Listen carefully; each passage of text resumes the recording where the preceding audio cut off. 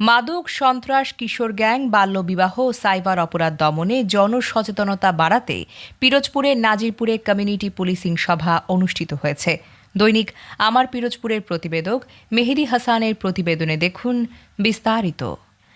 সমাজ থেকে মাদক, সন্ত্রাস ও বিভিন্ন সামাজিক অপরাধ নির্মূলে পুলিশ ও সাধারণ জনতার পারস্পরিক সহযোগিতা জোরদারের লক্ষ্যে নাজিরপুরে পালিত হল বিশেষ সচেতনতামূলক কর্মসূচি।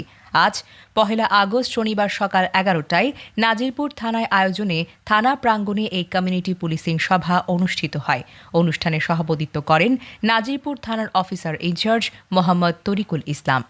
সভায় প্রধান অতিথি হিসেবে উপস্থিত ছিলেন পিরোজপুর জেলা বিএনপির আহ্বায়ক মোহাম্মদ নজরুল ইসলাম খান। বিশেষ অতিথি হিসেবে উপস্থিত ছিলেন উপজেলা বিএনপির সদস্য সচিব আবু হাসান খান, সাবেক সাধারণ সম্পাদক মোহাম্মদ রেজাউল করিম লিটন, যুগ্ম আহ্বায়ক রফিকুল ইসলাম ফরাজি ও আসলুজ্জামান টিপু হাজরা।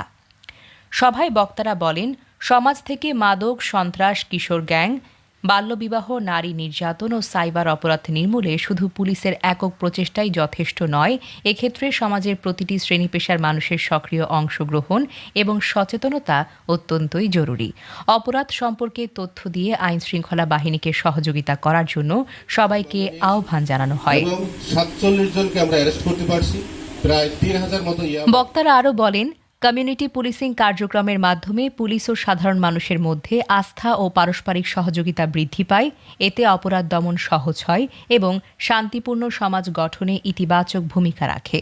সভায় অন্যান্যদের মধ্যে আরও উপস্থিত ছিলেন নাজিরপুর উপজেলা মতুয়া মিশনের সহ সভাপতি ও বাংলাদেশ পূজা উদযাপন ফ্রন্ট নাজিরপুর শাখার আহ্বায়ক, দৈনিক আমার পিরোজপুর পত্রিকার সম্পাদক অনুপ কুমার শিকদার সহ বীর মুক্তিযোদ্ধা, শিক্ষক, ইমাম, গণমাধ্যম কর্মী ও স্থানীয় সুশীল সমাজের প্রতিনিধিবৃন্দ।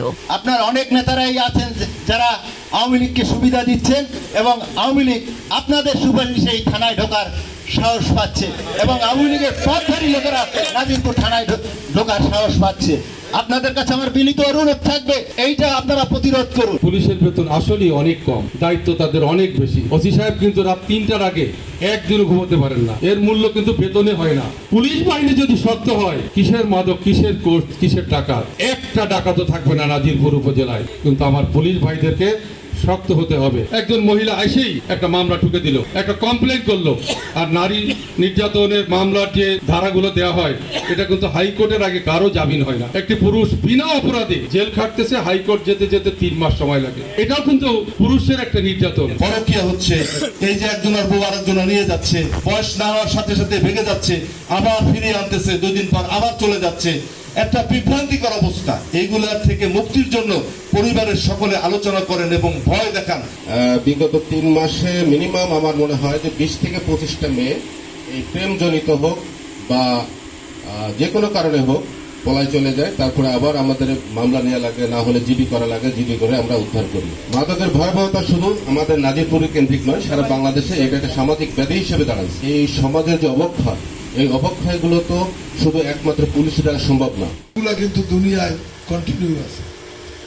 এইটা কখনো নিয়ন্ত্রণ হয় অল্প, কখনো অতিরিক্ত বাড়ে, আবার নানানভাবে সমাজকে উদ্বুদ্ধ করে এই স্বাভাবিক অবস্থায় ফিরিয়ে আনার চেষ্টা করা হয়। আমাদের দেশটা একটু ভিন্ন ধাঁচের। ভিন্ন ধাঁচ কি? আমরা মনে হয় আমরা স্বাভাবিক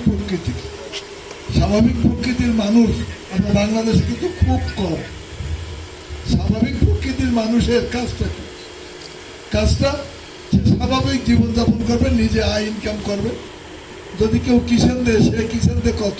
হাফ বেলা। সে টাকা পায় কয় টাকা? 400 টাকা। এখন যে লোকের টার্গেট হাফ বেলা কিষান দিয়া 400 টাকা পাবে, সে কিষান তো প্রতিদিন পায় না। মানে সমাজের মনে অর্ধেক বছরের অর্ধেক সময় সে কিন্তু বেকারই থাকে। আর যখন কাজ থাকে তখন এই হয়, আর এই পোস্ট মাস বা এই যে কৃষির সময় হয়তো বা একটু বেশি বেতন টেতন পায়, এরকমভাবে তার জীবন চলে। সে কিন্তু এই প্রক্রিয়া চললে যদি 100 বছর বা 200 বছরও বাঁচে, সে কি ধনী হইতে পারবে না? তার সংসার কি সুস্থ মতো চলবে? চলবে না। তার ছেলে মেয়ে কি উন্নত শিক্ষা ব্যবস্থার মধ্যে যাইতে পারবে? ভালো কোনো পরিবেশ পাবে? কাজেই তার যে আকাঙ্ক্ষা, তার যে ছেলে মেয়ের যে চাহিদা, সে চাহিদা পূরণ না হওয়ার কারণে সে আরেকজন ভালো থাকে, ভালো খায়, ভালো পড়ে, ওই অন্য সমাজের অন্যান্য ভাবে সে জীবন কিন্তু অন্যদিকে তার জীবন চলে যায়। কাজে এই যে সমাজের যত প্রকার অধপতন, এই যে অফিসে বলছেন যে বাল্য বিবাহ, ছেলে মেয়ে যায় কেন?